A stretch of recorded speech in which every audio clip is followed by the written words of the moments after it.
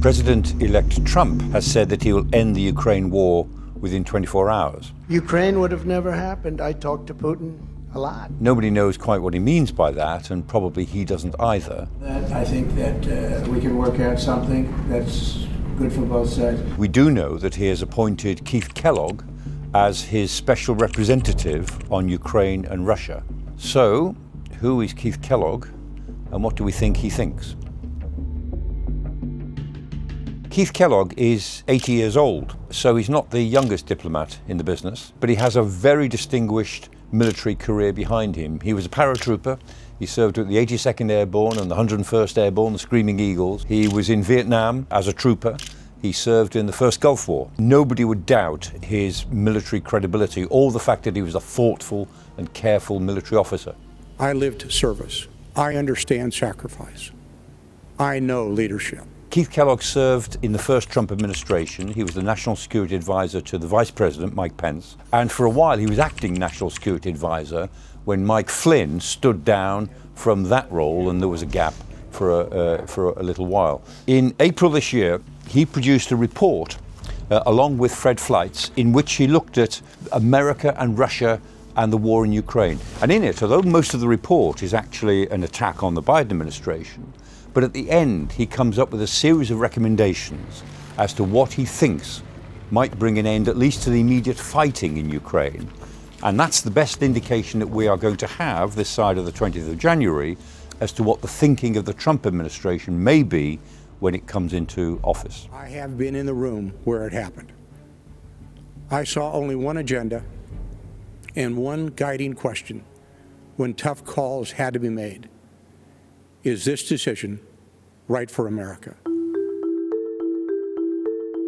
The recommendations made in this paper are not necessarily, of course, what the Trump administration will do. We don't know what the administration will come up with. I really think we're going to get it. I hope we have more good relations. We're going to have. Oh, I see.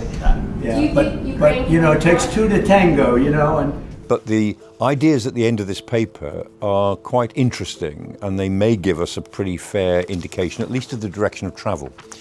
And what it seems to recommend is a ceasefire in place, which would allow Russia to keep what it's gained so far.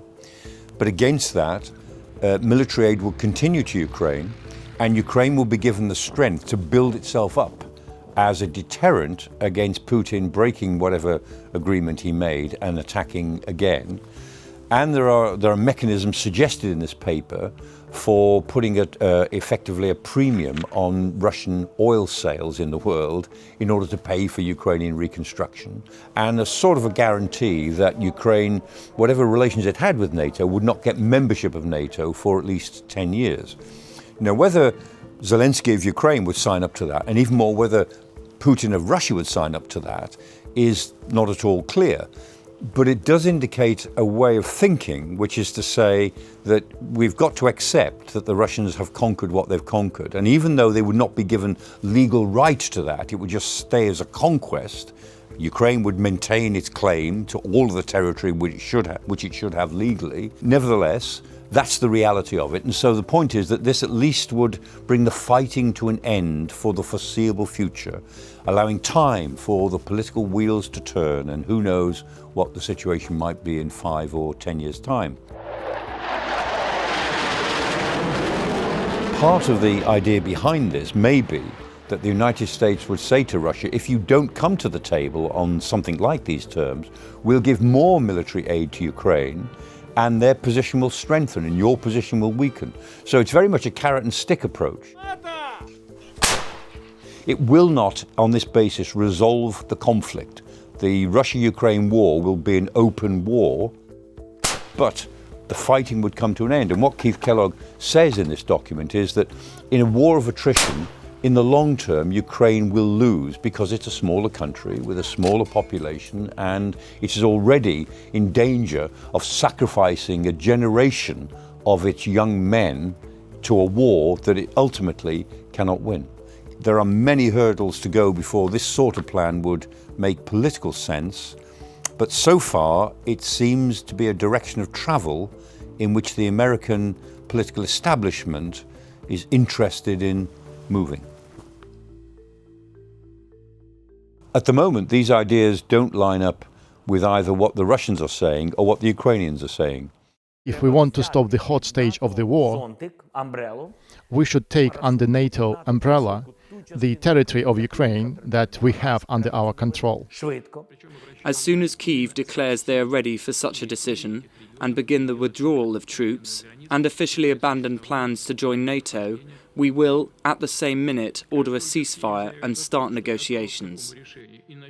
But the expectation would be that with President Trump in the White House, with all of the policy levers at his disposal, that both sides would moderate what they've said so far. They'd change their position somewhat. And the Ukrainians would have to accept on this basis that they won't get into NATO anytime soon, but they might be given sufficient assurances and sufficient material help to guarantee that that peace line could hold if they had enough military equipment to build up strongly behind it. And that would put them in a better position in 5 years' time, 10 years' time, if fighting ever broke out again. Russia will do everything it can to prevent global confrontation. But at the same time, we will not allow anyone to threaten us. Our strategic forces are always on combat alert. One of the things that might count against this plan on the Russian side is that President Putin thinks at the moment that he's doing quite well, that he is winning slowly, and he may be inclined to overplay his hand. I think, in fact, he may be overstating his own strength, but if he believes that he's doing very well, then he would be more likely to play real hardball with these sorts of proposals. So it may be that President Trump, in order to actually make proposals like this stick, would have to show that America is prepared to be very tough on Russia. All things are possible from the point of view of the White House. Whether President Trump will be prepared to lean that heavily on Putin if Putin resisted, we just don't know. I would argue, let's not have all these discussions step by step on what a peace process might look like. Make sure that Ukraine has what it needs to get to a position of strength when those peace talks start, when the Ukrainian government has decided they are ready to do so. If this proposal had diplomatic legs, then at least it would take the pressure off Europeans for a few years. It would put an end, not to the war, but to the immediate fighting. Everyone would take a breath, and it would allow the political wheels to turn a few more times. And so one of the things that I think this proposal has going for it, or this type of proposal, is that it would actually help the Europeans to be more resolute in aiding Ukraine, but also not to be caught on this hook of either offering NATO membership or not offering NATO membership, on the assumption that in 10 years' time, the politics of Europe might look rather different.